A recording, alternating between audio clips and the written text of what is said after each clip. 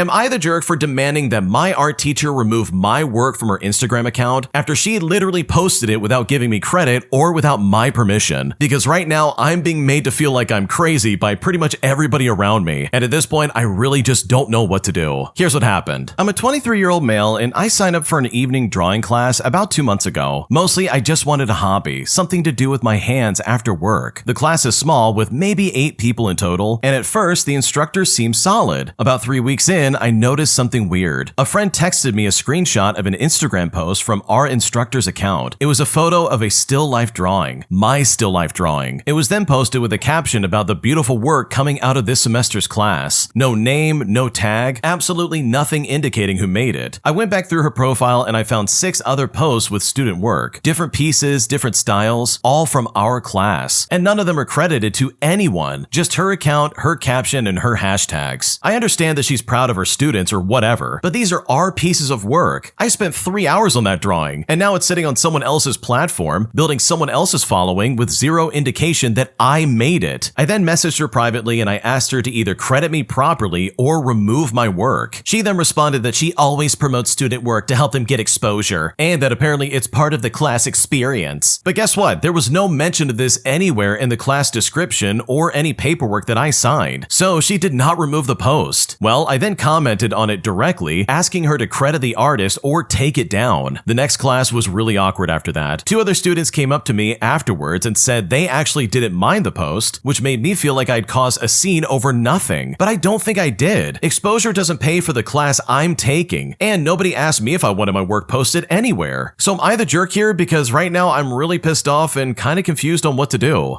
Okay, I'm gonna make a very firm stance here because I've got strong opinions about this, but no, you're definitely not the jerk. Artists have it so bad online already with like AI and all this other crap out there that the last thing is for some art teacher to take their work and post it online without their permission or even giving them credit. Like, what are you talking about? Like, my God, what is wrong with this lady? She has no right to do that. That is so messed up. Because if she really wanted to like promote her students' work and get them exposure, then she would properly credit them and ask for permission before they post that online, which she absolutely didn't do. Like, what is she thinking? That is so unbelievably toxic because it's not her work. It literally is not hers. And I really think she's doing this just so she can get free clout online instead of like, I don't know, putting up her own crap. Because with the way she's doing this, at a glance, it makes it seem like, oh yeah, she's the one doing all this work. She's a great art teacher of different styles and different like techniques. But in reality, she's just taking her students' work, slapping it online and getting some free likes on Instagram. Like, that's unacceptable. That is seriously unacceptable and not okay. So no, you're not the jerk for being pissed off about this. In my opinion, I would absolutely escalate this and go as far as I can. Screw your classmates, by the way. They don't know what they're talking about. They're sitting there trying to be like, well, I didn't mind my stuff being out there. But it's like, oh, okay, cool. You don't mind getting ripped off. That's fine. I do mind on the other hand, so I'm going to say something. Because your art teacher's being very selfish and very toxic, and you should not stand for that. If you like Am I the Jerk, you're probably going to love Am I the Genius. Check it out, link down below in the description. Also, go to amithejerk.com/submit if you would like to submit your own stories. My neighbor is constantly staying up until 1 o'clock in the morning fighting with their partner. So I decided to get some really petty revenge by playing back to my neighbor all the noise they made the night before on a giant speaker outside their window. And honestly, it was incredibly satisfying to show them exactly how loud they're being every single night. And if I think about it, I really don't regret this for a single second. Here's how it all happened. Okay, I want to say that I had completely forgotten about this decade-plus-old interaction until a conversation about loud neighbors happened today. Now, I had the misfortune of living next to those neighbors once upon a time. At least once a week, they would drink, crank loud music up, they would yell and scream, and then like clockwork start fighting at around 1 o'clock in the morning. She would be screaming at him to leave while smashing bottles on the driveway. Once he had left, she would crank up the song Man, I Feel Like a Woman, and then sing along with it to, I don't know, signal her newfound freedom or something like that. It was always in that order, and always when I had work the next day. I've never been one for confrontation, but I was definitely in my petty era at the time. So one night when I heard heard the arguing start, I recorded them out of my bedroom window, which was directly above their drinking spot of choice. A few Shania renditions later, she finally fell asleep at around 3 o'clock in the morning. So at 5:30 in the morning, when I was up and getting ready for work, I opted to skip the dog walk and instead set up the big speaker I hadn't wanted my partner to buy at the time up on the fence facing her bedroom window. I then went back inside, I locked the doors, and I hit play on the recording I had taken of her. It only took a few minutes for her to screech and be like, "What in the world is that?" and start slamming windows closed. Sadly, their mayhem didn't stop. But I always felt just a bit better that I had ruined her sleep with her own embarrassing behavior. Man, you've got to be a special type of weirdo to not be self-aware that, yeah, I'm being a nuisance. I'm screaming until 1 o'clock in the morning. I'm making a lot of noise. I'm causing fights and causing